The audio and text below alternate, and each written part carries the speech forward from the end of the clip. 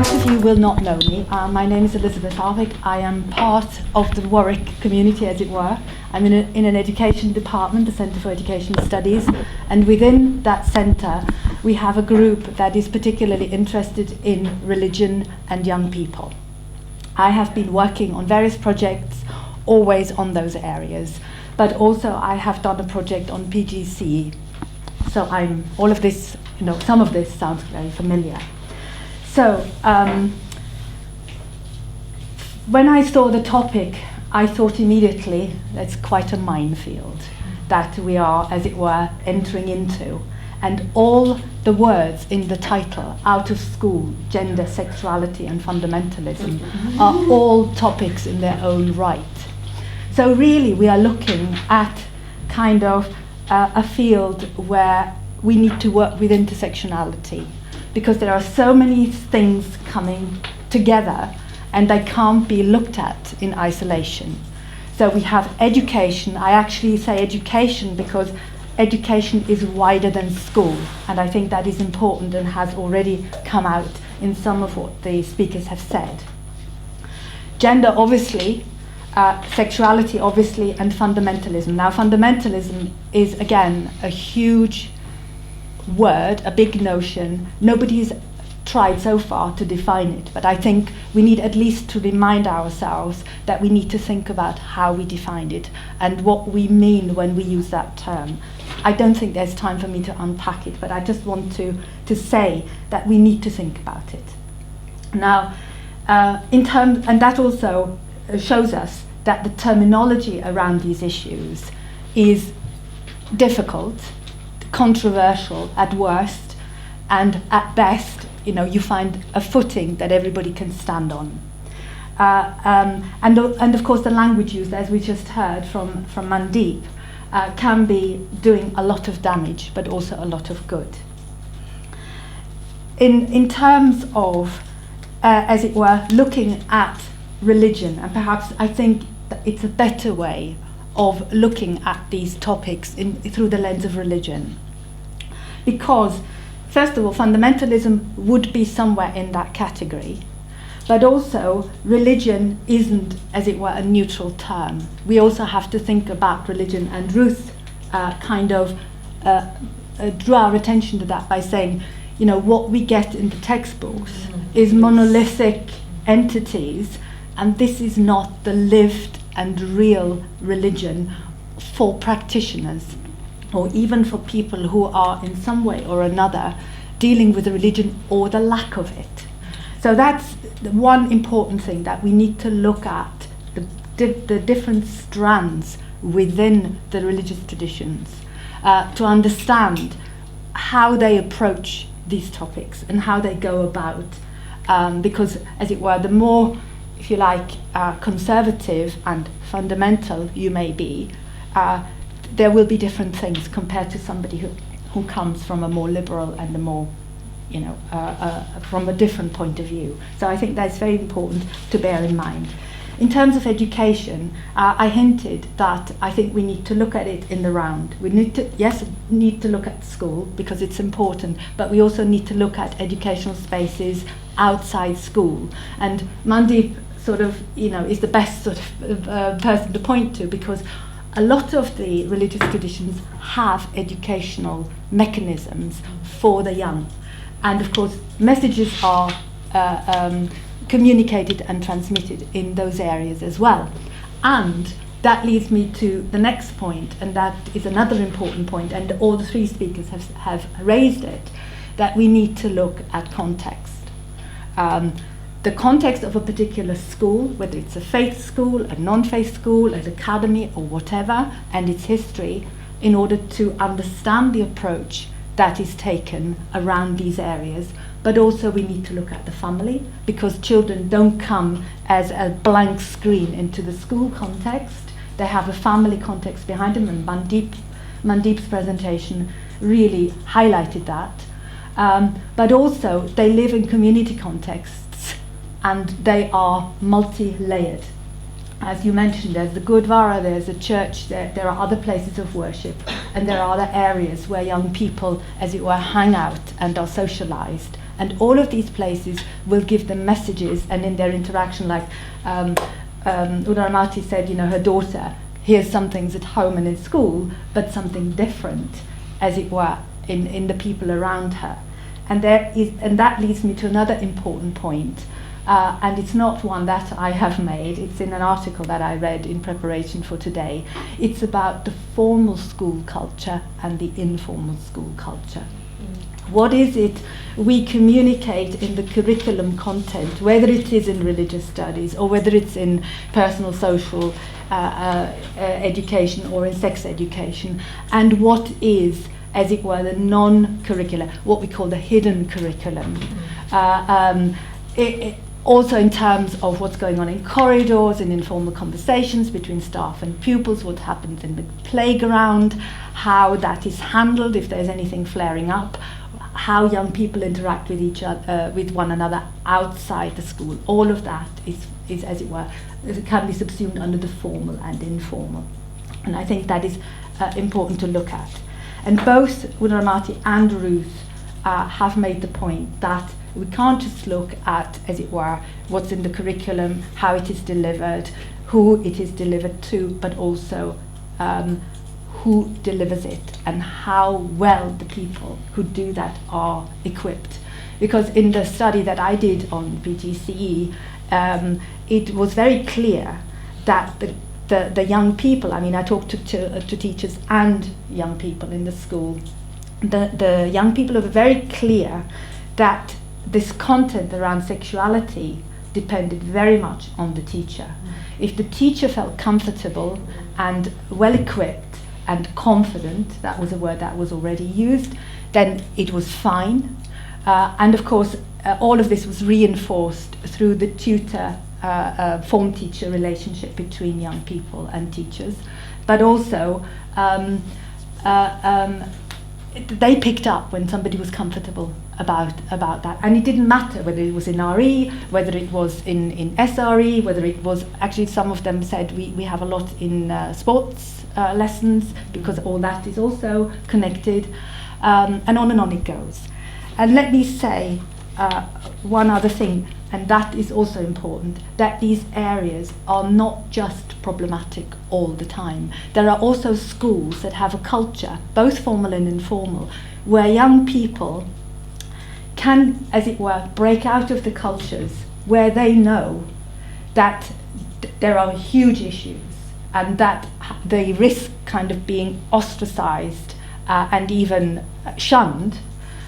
But the school can be a context where, as it were, their own personal journey can be nurtured, where they can experiment, and the classroom as a space where they can have conversations becomes a safe place, where they can, as it were, articulate opinions, find out about the opinions of their peers, and, as it were, find their way through all of this.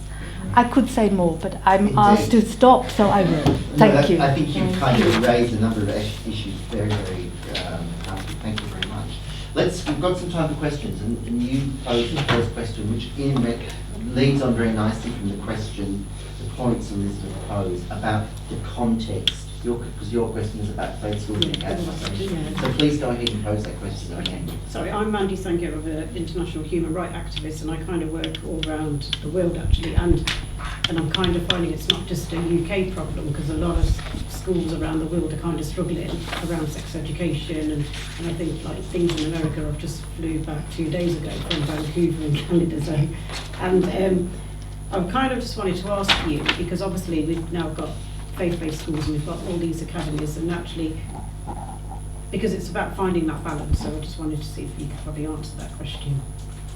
Because I've got my own opinions, but I'll hold them back and see what perhaps if you could sort of offer a view, and then we can see how people would like to respond to that. I just think sometimes teachers struggle with like political correctness, and they kind of worried about being accused of being a racist and other things like that. So for instance, I do a lot of work around honour-based violence and around special needs and around capacity and consent around children, maybe that be on the spectrum of, say, autism and something like that.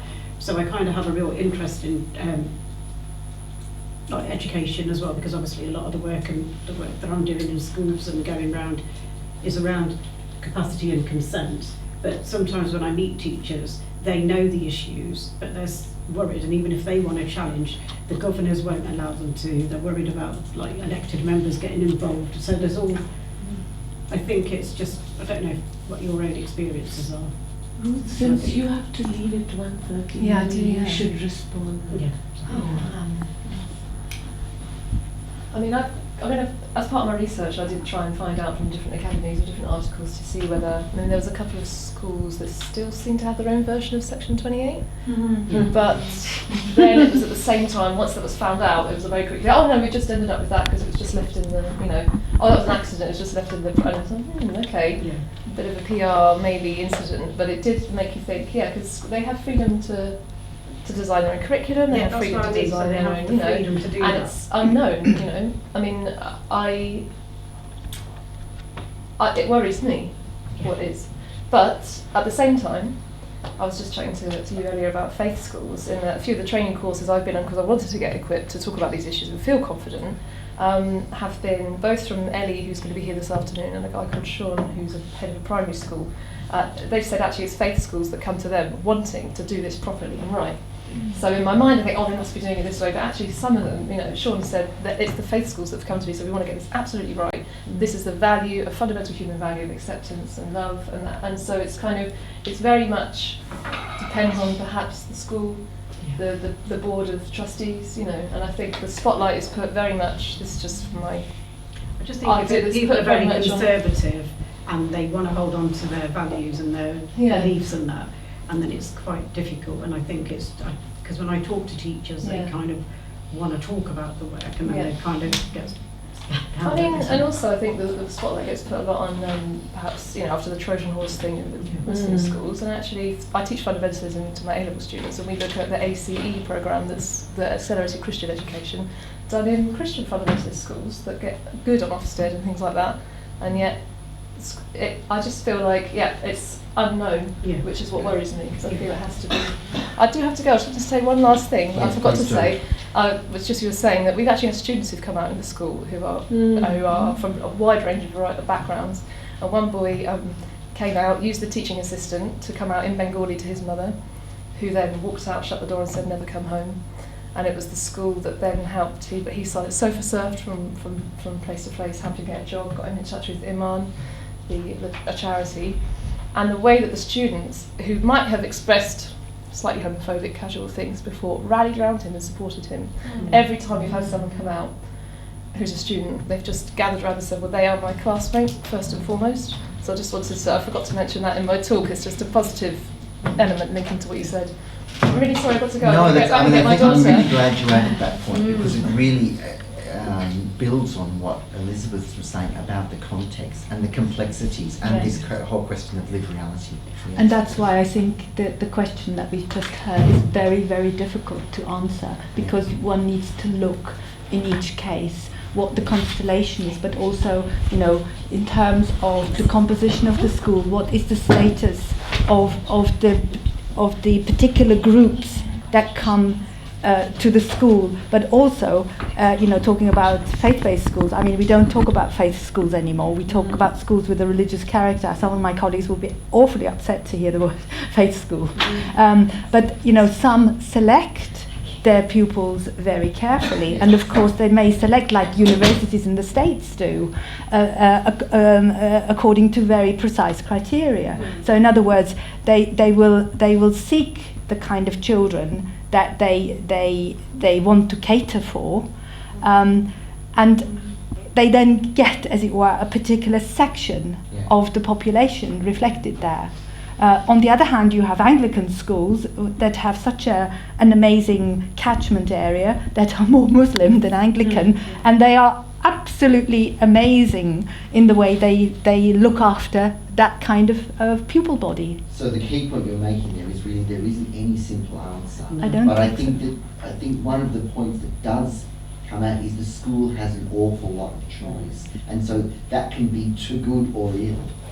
But the parents also have choice, because the parents can withdraw their children from sex education and all that of it, and yet we know also that some young people opt themselves in against the parents for it, and then you get the constellation that Mandeep kind of hinted at, described, not in the full-blown version, but at that level. We've got a couple more questions, yes. I just wanted to highlight that, there's another stakeholder in this. I mean, from hearing both of you, it felt like, there is the third sector or the movements, like the feminist movement or the LGBT movement, that has a lot of role to play in the school. I mean, I've been, for the last 3 years, I've been working in Brent schools doing healthy relationships. So the moment I say sex, SRE, it is like this. So then how we package it, almost, I hate the word, but I say it with a hint of sarcasm, that the way we package it is it's healthy relationship education, and we cover all of what we are talking about today. So I think it's also about talking about the school community, also talking about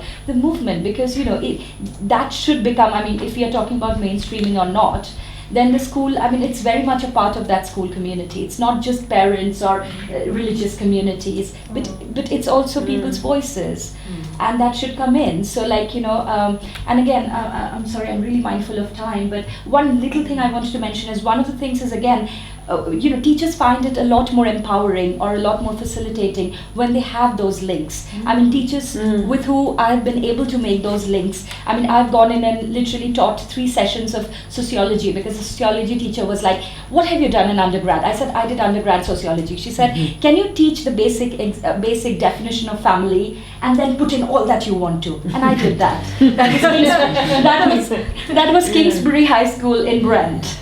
And so I could go on, but I think I'm just to highlight that that's a very, very empowering relationship, and as stakeholders in different, wherever we are located, to be able to strengthen that. I Great. totally, can I just respond to Yeah, that? please do. Because it links with what you're saying as well, is that I totally agree with you, but it's about getting through the door, isn't it? Oh, Tell me about if it. you're in a situation where you've got either I'm going to call it a faith-based school, so I can't remember the Okay. sorry, Elizabeth. Fine. I can't, I don't know if you'd get through the door at the school I was talking about. It's very tough, And again, and I it's totally that, agree it's with that you. academies, and that academies are allowed to have to kind of input a tiny amount of money and then have this massive say about the ethos of the school and policies like this. And so there's the challenge, isn't it? It's how do we get through the door? But at the same time, based on what you're saying, individual teachers need empowering to know what they can say, even within the confines of whatever that policy is, because we've got this macro and micro level, haven't we? The school and the power that they've got. But as an individual teacher, I need to know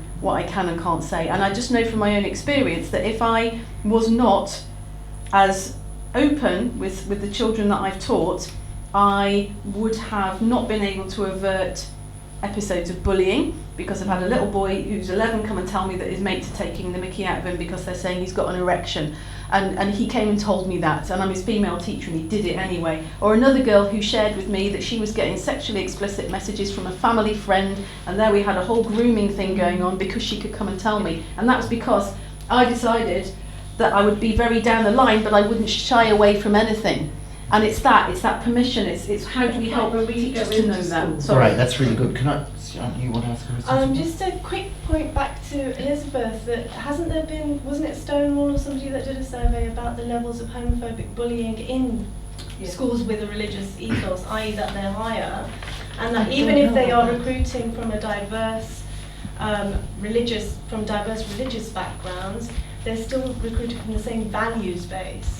So they're still very much conservative families, and they're pushing in that direction. And I just wanted to know quickly, I mean, it's a shame that Ruth has gone, but how different my own experience in Southall has been from what she's describing in Tower Hamlets, that actually it's more difficult to come out with a religious identity than it is to come out about your sexuality in Southall. There's just no way. I've been talking lots with the education, the woman that developed an education pack for Southall Black Sisters, and she was testing out some of the material within local schools in Southall, and it was clear the levels of patriarchal sentiments, sexism, homophobia, and that was all there, except, religious identity. There was masses of space for people to experiment with their religious identity and assert their religious identity. But to talk openly about homophobia was just to talk openly about sexuality and to counter homophobia was incredibly difficult. And just one quick point about Mandeep's thing, a question to Mandeep actually, that is there some kind of relationship between interpretations of Sikh or what counts as Sikhism, and acceptance of sexuality. Because I think what you've presented is a very Khalsa version of Sikhism, and of course there are lots of other interpretations outside of that, and I just wondered if you felt there was any kind of relationship. Okay, let me just quick. Michael's just got the statistics from the Stonewall. Yeah. Yeah, sorry, I just have them in front of me, so I Oh, thought I great. was sure. 99% of LGB pupils heard homophobic language, 99% in schools. 55 experienced direct homophobic bullying because of their sexual orientation. 65% of LGB pupils who were bullied said it impacted on their ability to do their work, and 32%, over a third, changed their future educational plans due to said bullying. That's Stonewall School Report 2012. Okay, let's take three more questions. I think we'll have to leave it at that. Would you like to go first? Then you. Yeah, please go ahead. So something that comes through to me quite strongly in articles that I've read, speeches from clerics and stuff, is that homosexuality tends to get attributed to or attached to other things like drinking alcohol, casual sex, stuff like that. Things that like heterosexual people are equally capable of doing, but it gets sort of cast as like these devil gay people. And so I was wondering what we could do as educators to kind of, following on from the question at the back there about kind of separating these things out and kind of challenging those kind of myths that, you know, there are gay people that are also like practicing religious people, and you know the problems associated with that narrative, and that it can sometimes be kind of self-fulfilling because people get pushed away from the religious community and into other things. Great. I'm going to take the three questions together. Yeah, so we just use our time most economically. Please. I had a reflection, and actually I've done a few different things, including being a teacher, and I had a experience that I wanted to share of teaching as a supply teacher Sikhism, and lesson on Sikhism, absolutely out of the blue for me, in Banbury. And I had this experience, and I have actually had a lot of experience in India, in Punjab, in Lahore, worked in school, looked at work in schools in Amritsar as well as part of other aspects of what I do. And I actually was very upset because we were required to teach Sikhism, very basic facts of Sikhism that I got from a book. I don't know if they're right or wrong or in line with scriptures. But about 60% of the class I was teaching were Punjabi and were Muslims. And they were being taught that they were something completely different. In fact, no connection was made with their secular history at all.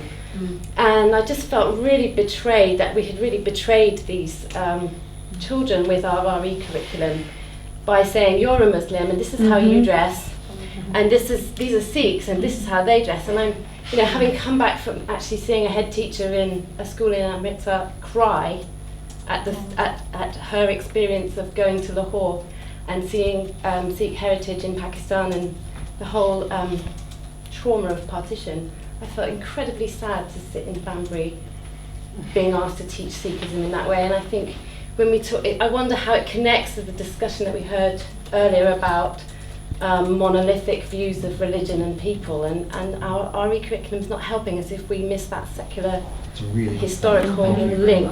Yeah, that's right. I mean, your point does definitely connect to the first two speaks about how simplistic versions that, as Elizabeth said, have not related to lived reality. So we'll definitely pick that one up. Yes, please.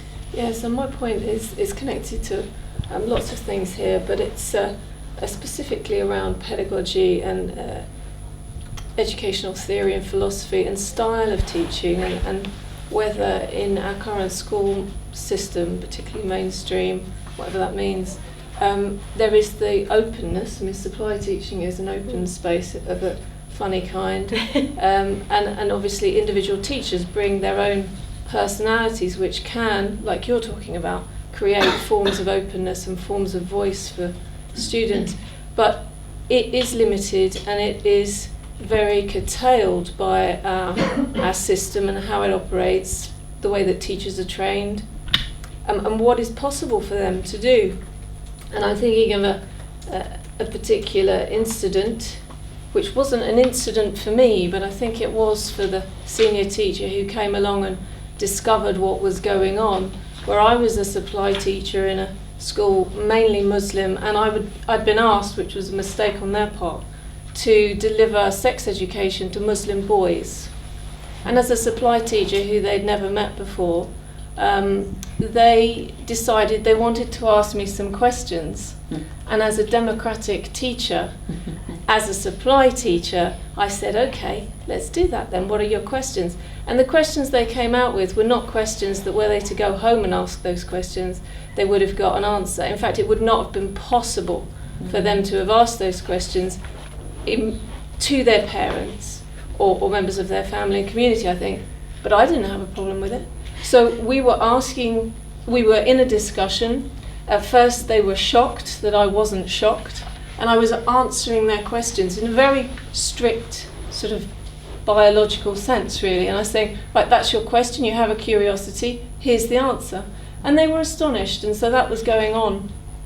But it links, I think, to the Orlando shootings, in that when you have a person of whatever gender or faith or background, and their religious community refuses to answer their very honest, genuine questions about sex and sexuality, what kind of pressures does that build up that then develop into fundamentalist actions, or whatever fundamentalist means, extreme actions of a violent kind?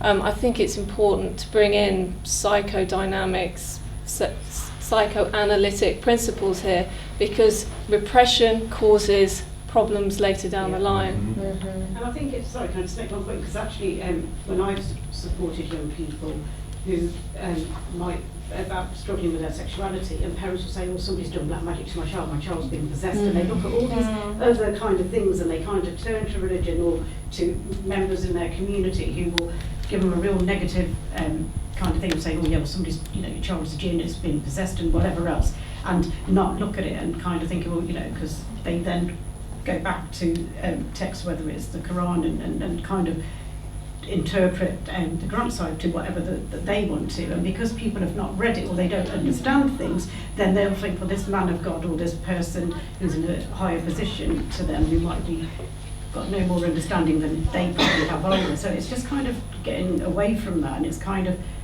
having open conversations and talking to children. Look, it's okay if you're experiencing that, then it's okay. And I think when we go into schools, like when I send organisations like the Sharon Project, which I'm an ambassador for, into schools to talk about forced marriages and honour-based violence, we don't use those terms. We'll say we're talking about healthy relationships, we'll talk about sex, we'll talk about LGBT, we'll talk about forced marriages, we'll talk about what does a healthy relationship look like, because actually we've got young people that have been groomed and they don't even know, and they've gone too far into it. A young girl, like you said, might have taken a picture on Instagram, and she's been called everything under the sun, but if a young man does it, a young boy does it at school, we're kind of thinking, oh wow, good for you. So it's about finding a balance and kind of... Yeah, great. Sorry.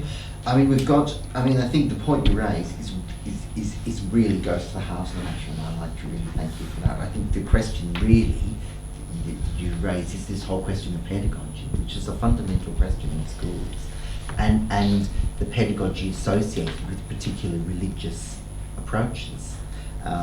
So I think that's a really key thing. So probably just to sort of kind of give the speakers a chance to respond to that. We had I just wondered, heard questions. Would each of you like to respond briefly as possible? I was just going to say that I see a major link between all three of those, which is that what we're doing in schools is we are teaching sex and relationships education, and that's this in a box, and we're teaching RE, RS, whatever you want to call it, and that's in a box, and the two never come together. So we never talk about the ethical issues that link the two. And so I wonder if we were actually saying, well, we're not going to teach about sex and sexuality as separate, we're going to teach sex, sexuality and faith, and they all come together, and then we might be able to deal with, so actually what is it about behaviours of where are these stereotypes coming from, and we might be able to look at the issues of, well, actually why are we teaching the facts about Sikhism or whatever it might be, rather than what. And the other thing I suppose that comes out for me about that is we're teaching all of these as knowledge.